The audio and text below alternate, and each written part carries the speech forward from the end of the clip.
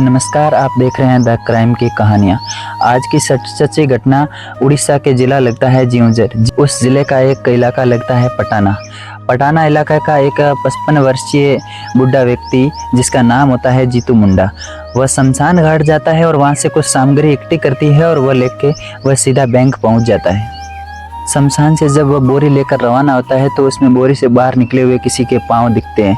वह अपने कंधे पर उस बोरी को डाल के जब उस इलाके उस शहर से निकलता है, करीब 3 किलोमीटर दूर बैंक होती है और जब वो बैंक पहुंचता है तो बीच में सैकड़ों लोग उसे मिलते हैं। कई लोग तो अपना मोबाइल निकाल कर वीडियो बनाते हैं तो कई लोग थू थू करने लगते हैं। वो एक पागल सा लगता है, एक अजीब इंसान सा लगता है, लेकिन उसकी मजबूरी कोई नहीं जानता। वह अपनी बहन की लाश कंकाल को उठाकर लेकर आता है और बैंक में जाकर बैंक मैनेजर के सामने रखता है और कहता है, आप प्रमाण मांग रहे थे मेरी बहन है या नहीं, लो ये कंकाल देख लो, अब तो मुझे मेरे पैसे दे दो, मेरी बहन इस दुनिया में नहीं रही।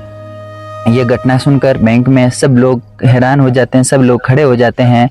कुछ लोगों के तो आंखों में आंसू आ जाते हैं। गलियों से आता है तो कई सैकड़ों लोगों की भीड़ इकट्ठी हो जाती है। आखिर हो क्या रहा है, आखिर ये हैरान कर देने वाली बात क्या। 56 वर्षीय बहन की डेथ हो जाती है। डेथ होने के बाद उस घर में अब कोई नहीं था। उसके पति की भी मौत हो जाती है और उसका इकलौता बेटा था, वो भी किसी बीमारी के चलते इस दुनिया में नहीं रहता है। अब उस घर में मात्र एक उसका भाई बचता है जिसकी उम्र 55 वर्ष होती है। वह एक दिन दस्तावेजों को देखकर बैंक जाता है और बैंक मैनेजर से कहता है कि मेरी बहन का खाता है, मेरी बहन के पैसे दे दो, अब वो मेरी बहन इस दुनिया में नहीं रही है। लेकिन बैंक मैनेजर कहता है कि जिसका खाता है या तो वो पैसे ले जाता है, अगर वो नहीं ले जाता है तो उसकी नॉमिनी में जिसका नाम होता है वही पैसे ले जाता है। तो वो बुढ़ा व्यक्ति कहता है, नामिनी अमीन तो मैं कुछ नहीं जानता, लेकिन आप जिन 2 लोगों के नाम ले रहे हो वो इस दुनिया में नहीं है। बुजुर्ग के कई बार रिक्वेस्ट करने और कई दिन बाद बैंक जाने के बाद कई दिनों तक लगातार बैंक जाता है, लेकिन वो बैंक मैनेजर को उस पर त्रास नहीं आता है। तो एक दिन बुढ़ा व्यक्ति आपा खो देता है और सबूत पेश करने के लिए बहन का कंकाल उठा कर ले आता है। 27 अप्रैल 2026 का था। वो उस कंकाल को लेकर जब बैंक में पहुंचता है तो वहाँ सैकड़ों लोगों, हजारों लोगों की भीड़ जमा हो जाती है। बैंक स्टाफ को लोग खरी खोटी सुनाने लगते हैं। वहाँ प्रशासन पहुंच जाता है, पुलिस पहुंच जाती है और बैंक मैनेजर से कहते हैं कि आप एक बार गांव के प्रधान से पूछ लेते, आप इस गरीब व्यक्ति को इतना सताया कि ये अपने बहन को कंकाल उठाकर लाने के लिए मजबूर हो गया। क्या इतना गिरा हुआ आपका बैंक है? क्या इतना घटिया आपका सिस्टम है?